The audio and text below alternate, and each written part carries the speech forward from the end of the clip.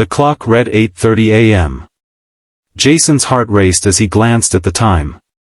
His dream job interview was in an hour. He had prepared for months, meticulously refining his resume, practicing his answers, and researching every detail about the company.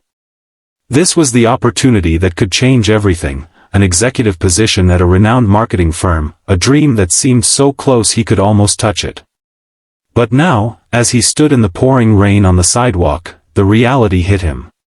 His car had broken down. A flat tire. The one thing he couldn't have predicted. His phone's battery had died, and the nearest tow truck service seemed miles away. He felt helpless.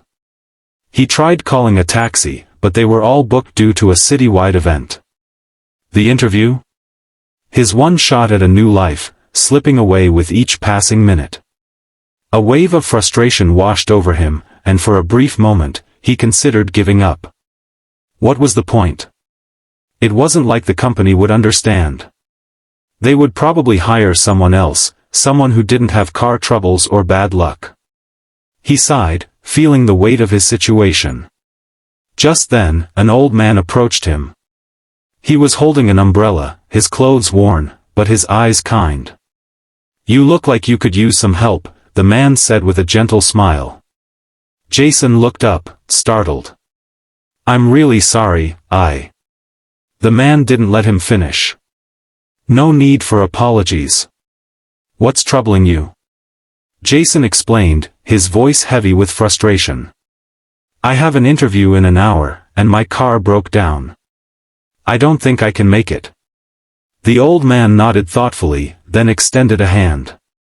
"I'm on my way to a nearby bus stop. It's not much, but maybe I can help.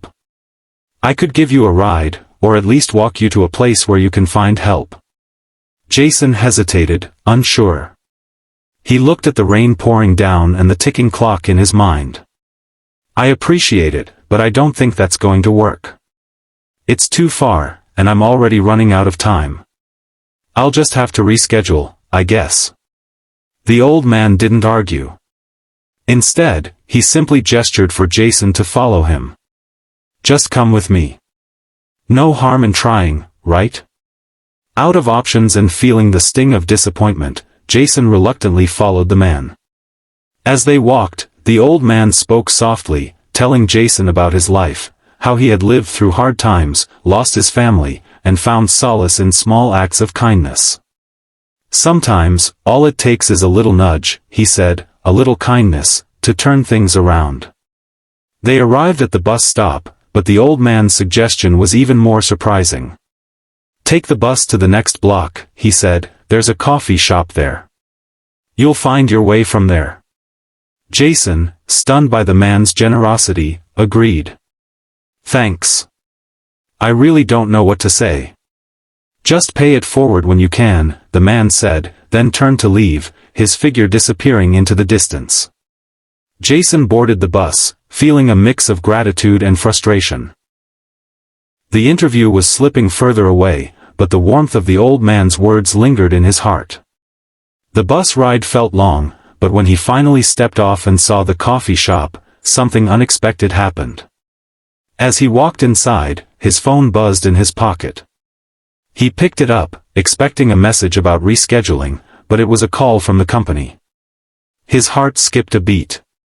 "Hello, is this Jason Miller?" "Yes, this is Jason. We understand your situation and the difficulties you've been facing today. We've been following up on your progress and we're still very interested in meeting you. We'd like to reschedule your interview for tomorrow, same time." Jason's hands shook as he processed what he had just heard. "Really? You're not upset?" "No, not at all. We value persistence and we believe everyone deserves a second chance. We've already made arrangements. See you tomorrow." The conversation ended with Jason thanking them, his emotions overwhelming him. As he hung up, he looked out the window, the rain now subsiding. The world seemed a little kinder, a little more hopeful. The next day, Jason arrived early for the interview. He had been nervous, but there was something different now, a calm, grounded feeling that he couldn't explain. As he walked into the office, he noticed something that made him stop in his tracks. The receptionist was the same person he had spoken to on the phone.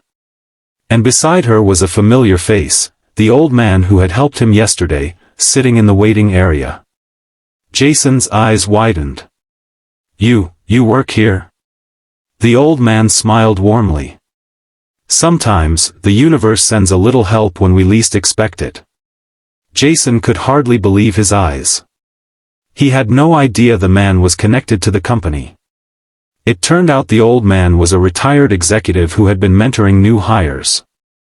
His kindness wasn't just a random act, it had been part of a larger plan to teach others about the power of selflessness and the importance of staying positive in times of adversity. The interview went smoothly. Jason's nerves were gone, replaced by a sense of gratitude and determination. He realized that the interview was no longer just about landing a job, it was about embracing the moments when life surprises you with kindness and support. When the job offer came through the following week, Jason knew the old man's influence had made all the difference. He didn't just get a dream job, he had learned a deeper lesson about humanity, that kindness and compassion often lead us to places we never imagined, and sometimes, the best things in life happen when we least expect them. As Jason stood at the coffee shop the next day, waiting for a bus, he looked around, ready to pay it forward. He would make sure that the kindness he had received would continue to ripple out into the world.